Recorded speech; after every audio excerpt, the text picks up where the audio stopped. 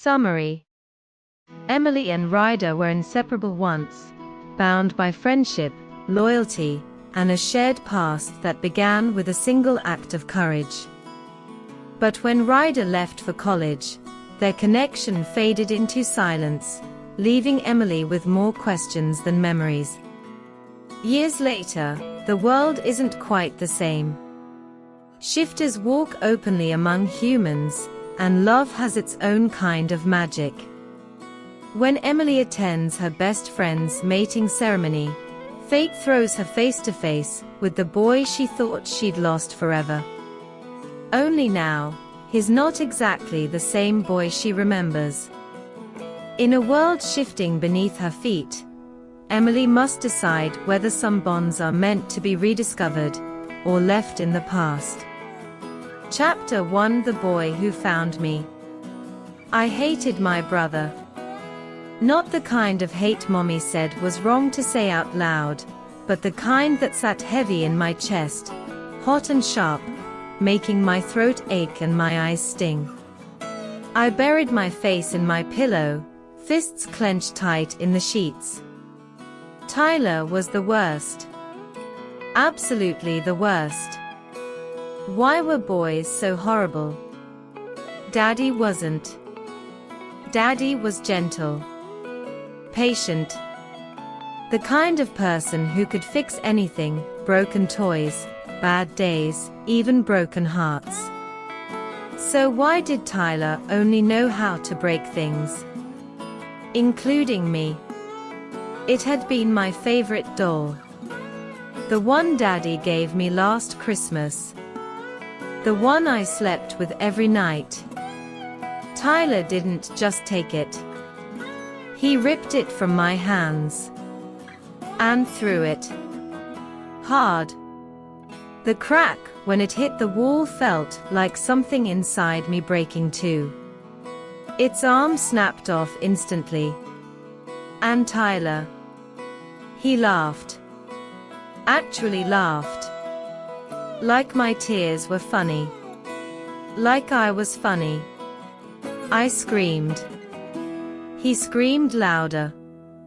Then Mommy came in, her voice sharp, her face tired, and suddenly we were both in trouble. Both of us. Sent away like we were the same. Like I had done something wrong. It's not fair, I whispered into my pillow. But the words felt small. Useless. Nothing about this felt fair. After a while, the crying slowed. Not because I felt better, but because I had nothing left. I rolled onto my side and stared out the window. The woods behind our house stretched endlessly, a quiet ocean of green and shadow. They called to me. They always did. The woods didn't yell. They didn't laugh. They didn't break things. Before I could think twice, I moved. Slipping off my bed. Opening my door just enough. Listening. Tyler's video game roared down the hallway. Mommy's voice drifted from downstairs. No one was paying attention. No one ever did. Good. The back door creaked softly as I stepped outside. Warm sunlight wrapped around me, but I didn't stop. I walked straight toward the trees. Like something inside me already knew where I needed to go. The moment I crossed into the woods, everything changed. Cool air brushed against my skin. The sounds softened: birds, leaves, wind. No shouting. No laughter that hurt. Just peace. I followed the path without thinking. Past the crooked oak tree. Past the fallen log. Past the berry bushes I wasn't allowed to touch. Step by step, the anger drained out of me. Like the forest was pulling it away. like it was healing something I didn't understand. And then, a howl. Low. Long, lonely. I froze. That wasn't a dog. It was deeper. Older. Something that didn't belong in the safe version of the woods I knew. Another howl answered. Closer. Too close. The peace shattered instantly. Fear slid into my chest, wrapping tight around my ribs. I should go home, I whispered. But when I turned, the path was gone. No log. No berries. No oak tree. Just endless trees. And shadows that felt wrong. My breathing quickened. No. I came from this way, right? Everything looked the same. Everything felt unfamiliar. Another howl. Closer. So much closer. I ran. Branches clawed at my arms. The ground shifted under my feet. My lungs burned. But I didn't stop. Couldn't stop. Then, I fell. The impact knocked the air from my lungs. Pain shot through my knee. When I looked down, blood. That's when it hit me. Not the pain. Not the fall. I was lost. Really lost. The kind of lost where no one can hear you. Where the world suddenly feels too big. Too quiet. Too dangerous. Help! I screamed. My voice broke. Please, somebody. Nothing. Only echoes. Only wind. I curled into myself, arms wrapped tight around my shaking body. If I stay here, they'll find me. Mommy would come. Daddy would come. They had to. They always did. Right? Time slipped. The light dimmed. Shadows stretched longer. Thicker. What if night came? What if I had to stay here in the dark? With whatever was making those sounds. Please, I whispered. Barely a sound. Then, a rustle. Close. My head snapped up. My heart slammed against my ribs. This was it. Whatever was out there. It found me. I held my breath. Waiting. Terrified. But instead of something monstrous, a boy stepped out of the shadows. He didn't belong there. And yet, he fit perfectly. Dark hair, messy like the wind had been playing with it. Bare feet against the forest floor. And eyes. Bright blue. Too bright. Like the sky after a storm. Like something alive. Watching me. Seeing me. Are you lost? His voice was calm. Soft. Not afraid. Not threatening. Just certain. I nodded. My voice wouldn't work. He stepped closer. Careful. Slow. Like I was the one he didn't want to scare. My name is Ryder. He held out his hand. And you are? Emily, I whispered. He smiled. And something shifted. Not around us. Inside me. Fear loosened, just a little. Enough to breathe again. "Come on, Emily," he said gently. "Let me help you." I looked at his hand, then at his eyes. And somehow, I knew he wasn't the thing I should be afraid of. I placed my hand in his. Warm, strong, steady.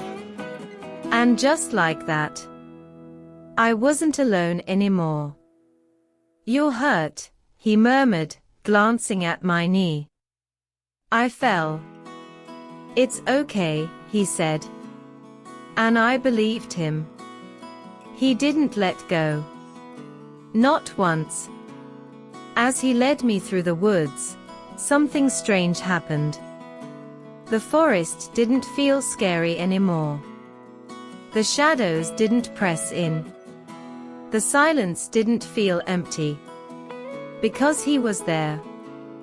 "Where are we going?" I asked softly. "Home," he said.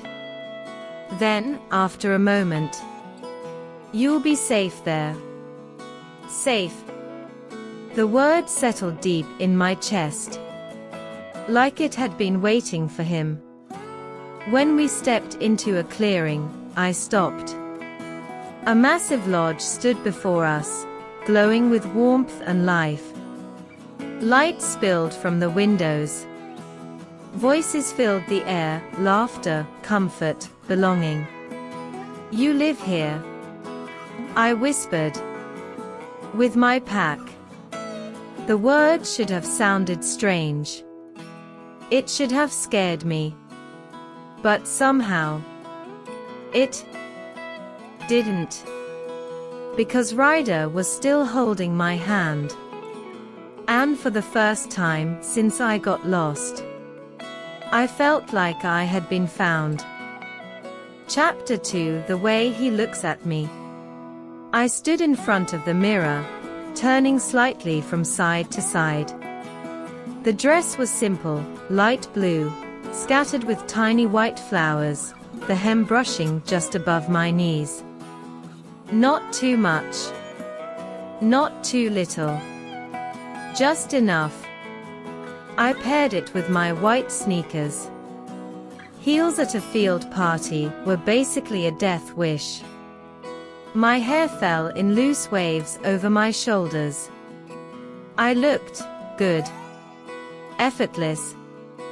Like I hadn't tried too hard. But still, good enough that maybe Ryder would notice. I froze at the thought. Since when did I care so much about that? I knew the answer. I'd just never said it out loud. It hadn't happened all at once. Nothing with Ryder ever did. It had been slow. Quiet. Slipping into my heart without asking permission. Somewhere between freshman year and now. He stopped being just my best friend. And became something that made my heart race. Ryder was leaving in a week. 7 days. And then he'd be gone. The idea settled heavy in my chest, like something breaking in slow motion. I didn't remember a time before him. Not really. Not since that day in the woods, when I was 8 and terrified and lost. And he found me. My phone buzzed. I didn't need to look to know it was him. Ryder, here. Just one word. And somehow, it was enough to send warmth flooding through me. I grabbed my cardigan and headed downstairs. Mom looked up from the kitchen and smiled immediately. "Oh, honey, you look beautiful." "Thanks," I mumbled, heat rising to my cheeks.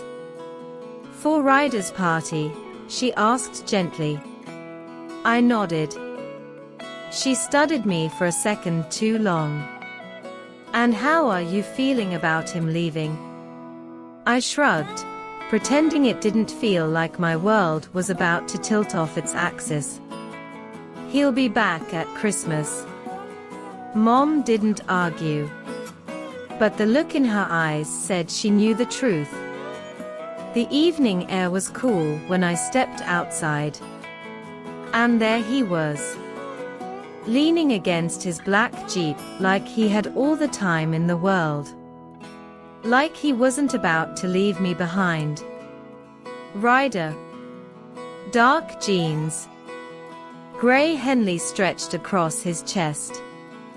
His hair slightly messy. His jaw sharper than I remembered noticing before. Everything about him. Stronger. Broader. Different. When had that happened? When had he gone from the boy who saved me to someone I couldn't stop staring at? As if he felt me watching, he looked up. And then he saw me. His eyes locked onto mine and didn't move. Slowly, deliberately, his gaze dropped, taking me in. Every detail. Before rising again. Not casual. Not careless. Intent. My breath caught. My heart slammed against my ribs. "Hey," I said, forcing my voice to sound normal. "Hey," he replied. Deeper than before. Rougher. Like it did something to him to say my name. He opened the door for me. Like always. Like I was something worth taking care of. The moment he got in, his hand found mine. It always did. The warmth spread instantly. That familiar spark. That strange, electric feeling that had followed me for years now whenever he touched me. It should have been weird. But with Ryder, it never was. It just felt right. We drove in comfortable silence, fingers laced together. Excited for tomorrow? I asked softly. He groaned. "You know I hate those dinners." I laughed. His family dinners were legendary, for all the wrong reasons. But after, I said, squeezing his hand, "You get me." That made him glance at me. And something in his expression softened. "Yeah," he murmured. "That's the only part I'm looking forward to. The cliffs. Our place. Every year, just us. Firelight. Stars. Silence. No one else." This time felt different. He was leaving. And I didn't know when we'd have this again. I blinked. "You okay?" "Yeah," I said quickly. "Just thinking." He squeezed my hand again. Like he understood. He always did. The party was already wild when we got there. Music pounded through the air. A massive bonfire lit up the field. People everywhere. Watching. Whispering. Us. Ryder didn't let go of my hand. Not once. He kept me close as people came up to him, congratulating him, talking about college, slapping him on the back. And me. I stayed tucked against him. Like I belonged there. We weren't together. Not really. But sometimes. It felt like we were. "I'll be right back," I said after a while. Bathroom. He hesitated, then nodded. Don't be long. I shouldn't have left. The porta potties were disgusting, but quick. When I stepped back out, something felt off. Too quiet. Too far from the crowd. Hey there, beautiful. I turned. And immediately wished I hadn't. Just trying to get back to my friend, I said, stepping past him. He blocked me.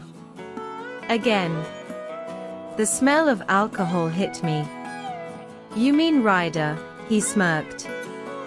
Everyone knows he's not into you. My chest tightened. Move. His hand grabbed my wrist. Hard. Fear hit instantly. Cold. Sharp. Let go of me. Relax, he said, tightening his grip. Just talk to me. I shoved him. Wrong move. The world tilted. I hit the ground hard. Air knocked from my lungs. And then he was over me. Something dark in his eyes. Something wrong. I tried to scream. A growl tore through the air. Not human. Derek was gone in a blur. Ryder was on him. And he wasn't holding back. Punch. Blood. Another punch. Ryder wasn't just angry. He was feral. Ryder. I screamed. Nothing. He didn't hear me. Didn't see anything but him. I ran forward. Grabbed his arm. Everything stopped. He froze. Turned. His eyes glowing. I'm okay, I whispered. You can stop. He looked like he didn't want to. Like every part of him was fighting to keep going. Please. For a second, I thought he wouldn't listen. Then he let go and pulled me into him. His heart was racing. So was mine. Let's go, he said. The drive back was quiet. Heavy. He checked my wrist. Saw the marks. Something dangerous flashed in his eyes. I'm going to kill him. I'm fine. He lifted my wrist. Pressed his lips to the bruises. Soft. Gentle. And everything inside me exploded. Heat. Electricity. Need. His eyes lifted to mine. Dark. Intense. Hungry. He wanted to kiss me. I could see it. Feel it. And God. I wanted him to. Ryder. For a second. He leaned closer.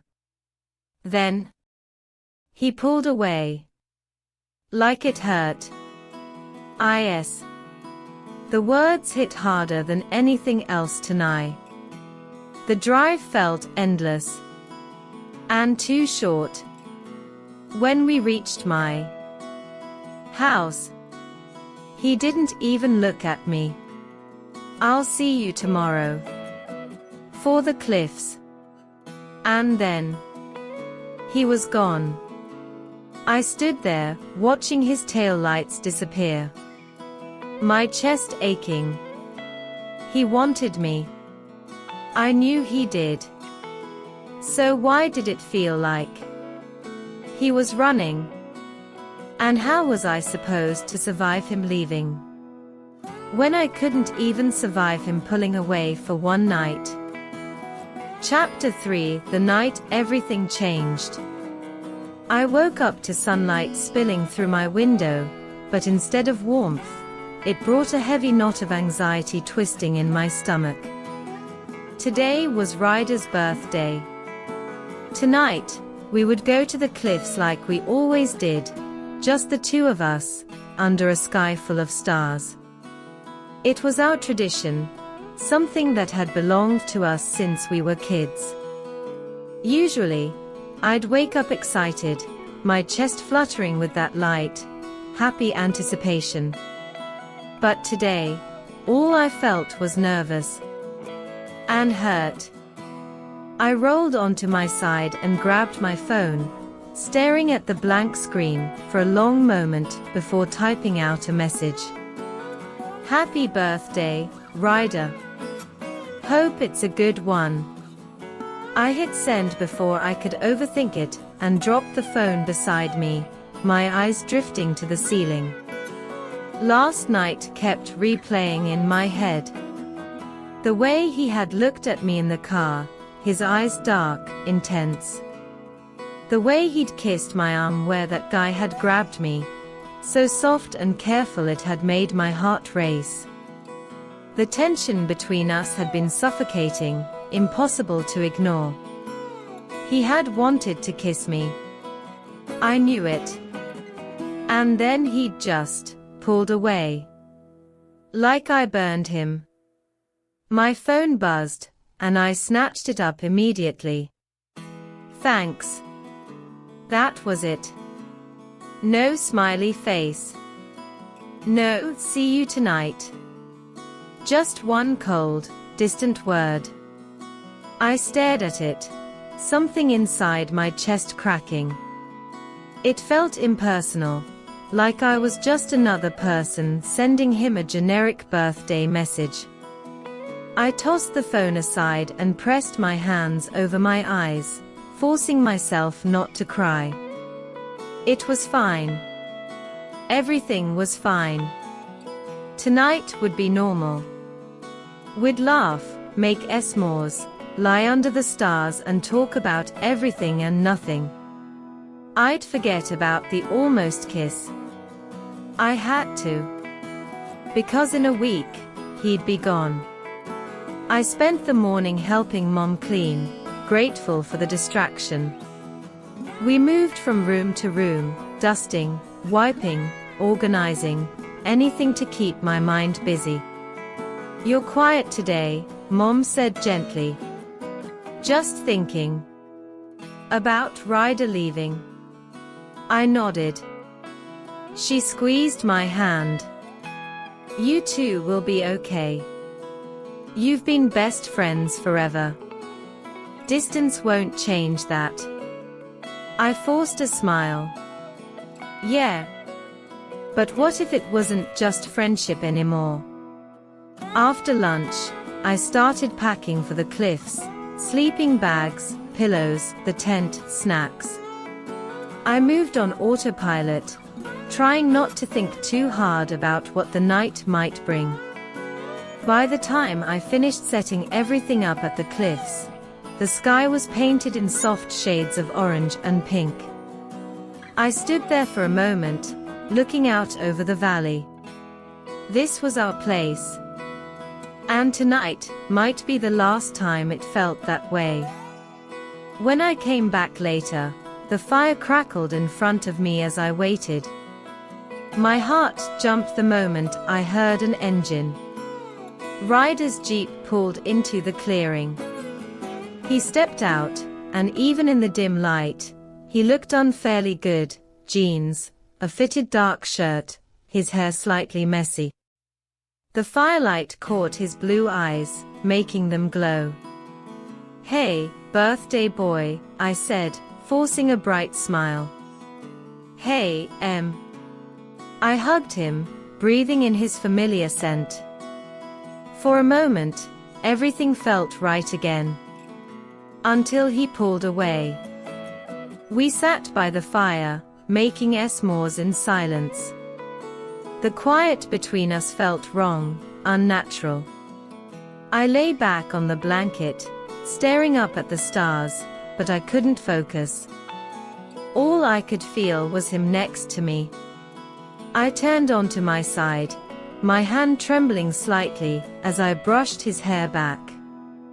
His breath caught. His eyes met mine. And before I could stop myself, I leaned down and kissed him. For a second, he froze.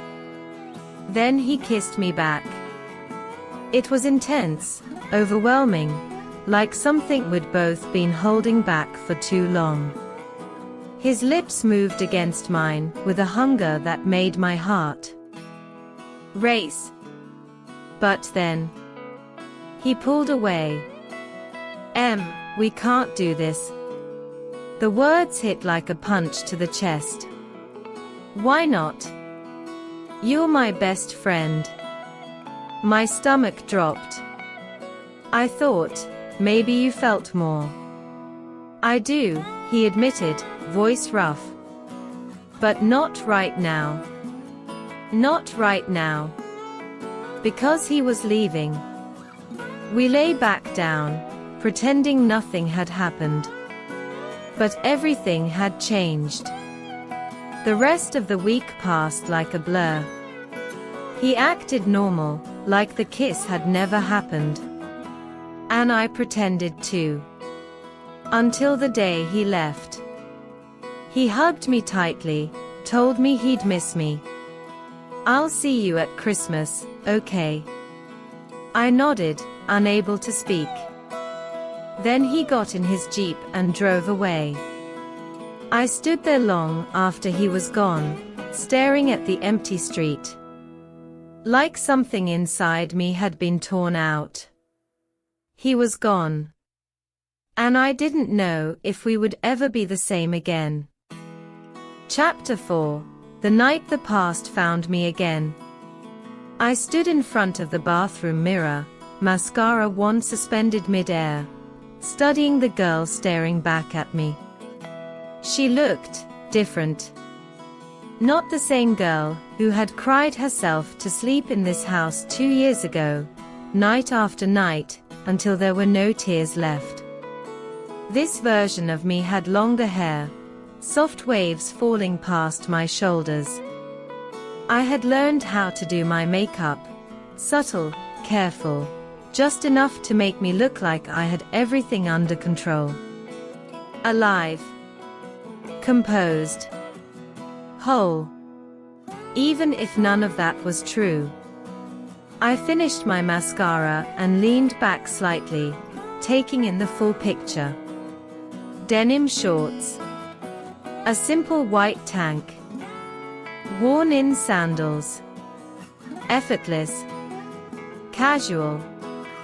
Like I wasn't unraveling inside at the thought of leaving all of this behind. My room told a different story. It was nearly empty. Boxes lined the walls in neat rows, labeled in my mom's tidy handwriting: Emily Storage, Emily Donate, Emily College. The walls were stripped bare, faint shadows marking where pieces of my life used to hang. My desk was cleared. My shelves hollow. Even my bed was gone. Just a mattress and a rolled-up sleeping bag in the corner. 18 years of memories, reduced to cardboard and silence. It didn't feel like a room anymore. It felt like evidence. My phone chimed, the sound sharp in the quiet. Cat, outside. I grabbed my phone and my bag, hesitating at the doorway. My eyes swept the room one last time, trying to memorize something, anything, but it already felt distant. Like it belonged to someone else. Tomorrow, I'd be gone. By the time the new owners moved in, I'd be somewhere over the ocean, suspended between who I was and who I was supposed to become. I closed the door behind me. Downstairs, Mom was carefully wrapping glassware in newspaper, her movements slow and deliberate, like she was trying to hold onto something fragile that couldn't be saved. "Have fun tonight, sweetheart," she said softly. "Not too late. We have an early flight." "I won't." I leaned down and kissed her cheek. "Love you. Love you more." Outside, Kat's car idled at the curb, engine humming like it was impatient to leave. "Last party," she called as I slid into the passenger seat. "You ready?" I buckled my seatbelt and gave her a small smile. "As I'll ever be." As we pulled away, I caught one last glimpse of my house in the side mirror. It looked the same. But it wasn't. Nothing was. "Hey," Kat said gently, glancing over. "You okay?" "Yeah," I murmured. Just trying to process everything. She reached over and squeezed my hand. "You're going to do amazing at Penn, you know." "I hope so." And I meant it. I really did. Because Penn wasn't just a school. It was an escape. A place where no one knew me. A place where I wouldn't have to look over my shoulder and wonder if I might see him. The thought slipped in anyway. Uninvited. Unavoidable. Ryder. I shut it down immediately, turning my attention to the road stretching ahead of us, glowing gold under the setting sun. But memories don't disappear just because you ask them to. They linger. They wait. And sometimes, they come back all at once. 6 weeks in Europe, Kat said, breaking the silence. "I'm still jealous." I smiled faintly. London, Paris, Rome, the whole cliché tour. Meanwhile, I'll be stuck pouring coffee all summer. You'll be at State soon. Yeah. She shrugged. Still wish you were coming with me. Me too. The words came out easily. Because they were true. She had stayed. When everything else in my life had fallen apart, Kat had stayed. Unlike him. After Ryder left, we used to talk every day. Every single day. Until we didn't. The calls became less frequent. Then rare. Then gone. I told myself he was busy. I told myself it didn't mean anything. Until Christmas came. And he didn't. I had gone to his house, heart full, hopeful, desperate. Only to find strangers living there. He had left. Without telling me. Without saying goodbye.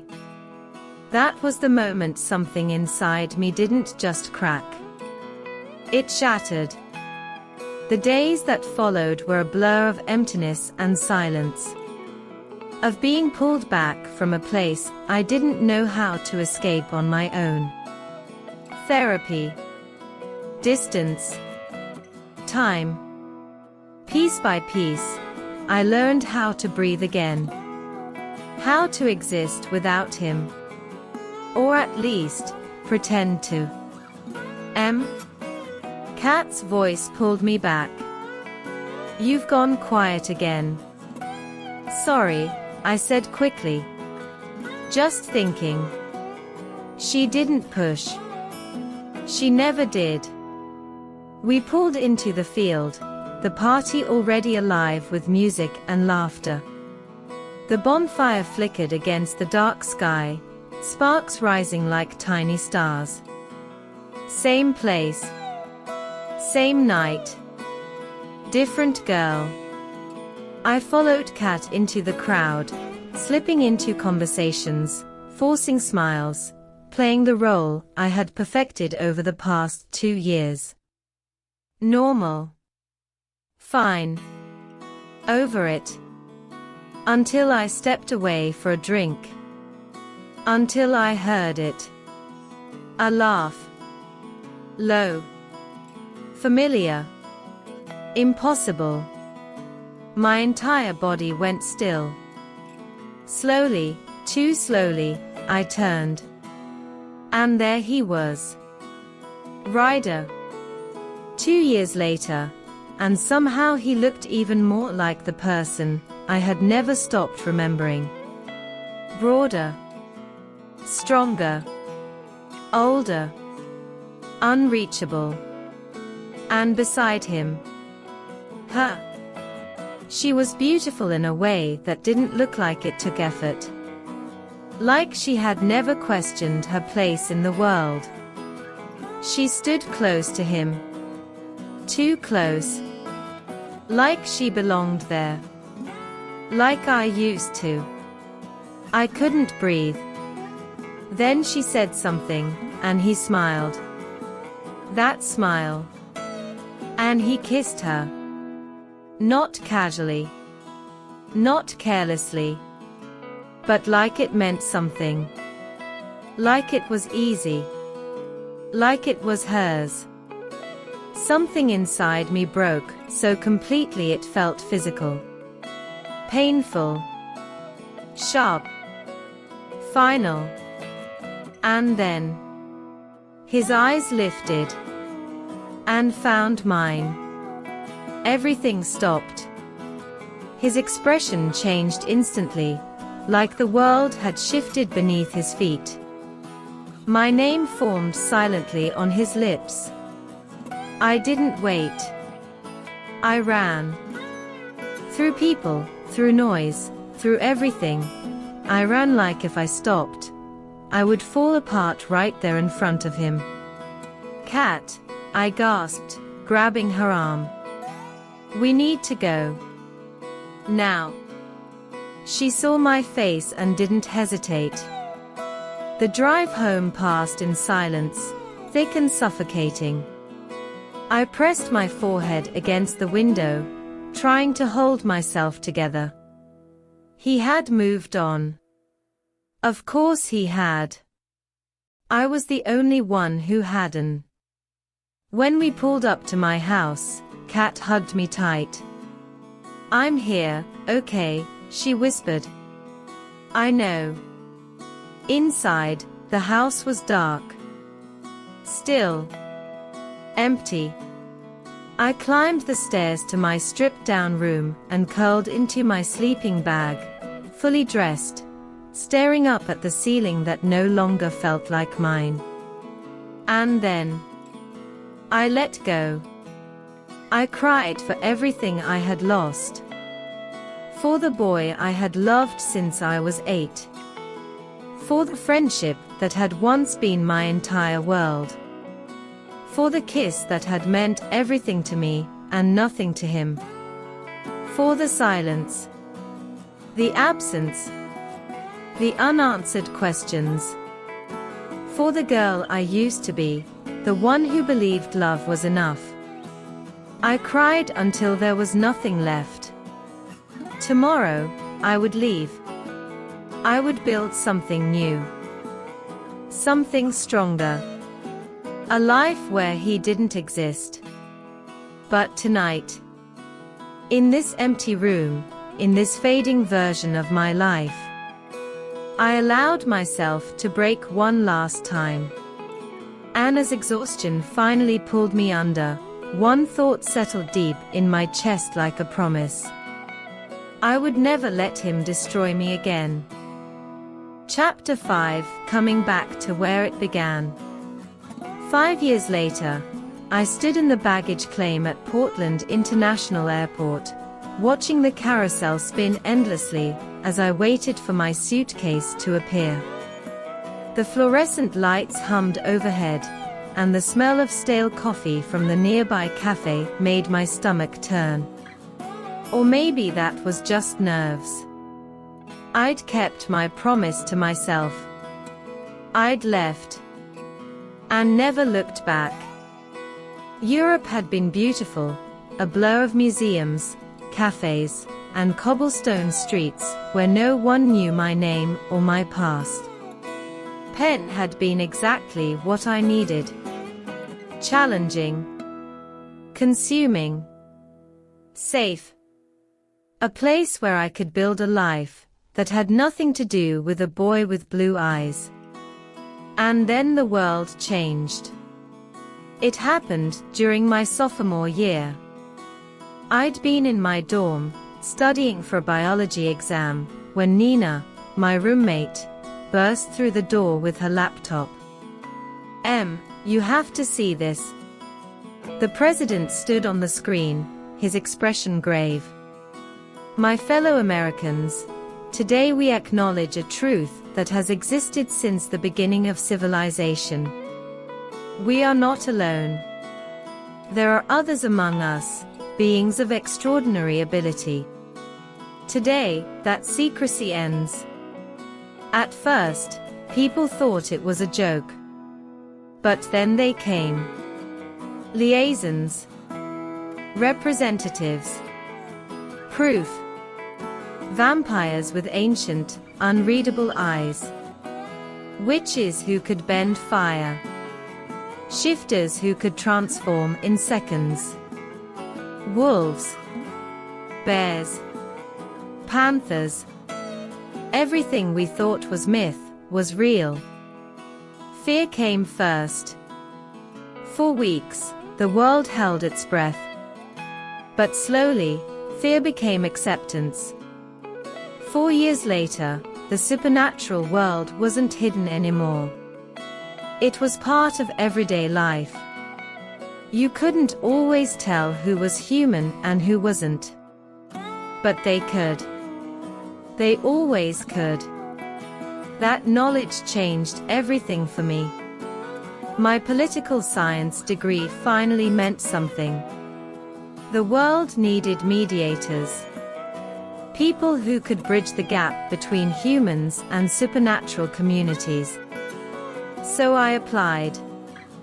And somehow, I got in. At 23, I became a government liaison, working with PACs, covens, and other groups to prevent conflict. It was meaningful work. Work that kept me busy enough to forget the past. Until now. My suitcase finally appeared, and I pulled it off the carousel. This was fine. I was fine. I was here for Nina. That was it. Edgewood territory might border my hometown. But that didn't mean anything. The chances of seeing anyone I knew were small. The chances of seeing him, even smaller. Emily. I turned just in. "Oh my God, I missed you." She pulled back, beaming. "You look amazing. How was the flight? Are you hungry? Do you neigh?" "Nina," I laughed. "Breathe?" She grinned. The car smelled like vanilla and cinnamon. Trees blurred past the window. So many trees. The Pacific Northwest felt different. Familiar. Too familiar. "I'm really proud of you," Nina said. I shrugged. You do more than that," she said. "You make." I didn't answer. Because my attention. Edgewood, 15 miles. Pinewood, 30 miles. My chest tightened. "Hey." "Yeah." She didn't push. We drove deeper into the woods. Cabins appeared between the trees, like the forest was protecting them. Nina kept talking about the pack. About Nate. About how welcoming they were. They are different, she said. The alpha believe. That's see. Not many do, I admitted. He does, she said. And it changes everything. We pulled into a driveway beside a bee. Before the engine even stopped, the front door opened. Nate stepped out. Tall. Broad. Solid. Every inch a shifter. But his smile. Warm. He crossed the yard and pulled Nina into his arms, lifty. And so. Emily, he said, turning to Em. He hugged me, gentle despite his. Welcome to Edgewood. Thank you, I said. Inside, the house was wood. Light. Comfort. Nina showed me to my room. It was perfect. Quiet. Peaceful. Safe. When they left, the silence settled. I stood in the middle of the room. Heart racing. I was back. Back in the place I swore I'd never return to. Changed clothes. Tried to breathe. 2 weeks. That's all this was. 2 weeks, and then I'd leave again. A knock came at the door. Come in. Nina peeked inside. You ready to meet the alpha? My stomach dropped. Now? She nodded. Just a formality. He's nice, I promise. I followed her outside. Got into the car. Watched the trees pass again. Closer now. Denser. I could do this. I'd faced powerful alphas before. Handled dangerous negotiations. Kept my composure in rooms full of predators. But this felt different. The pack house came into view. Large. Commanding. Alive. My breath caught. This was it. No turning back.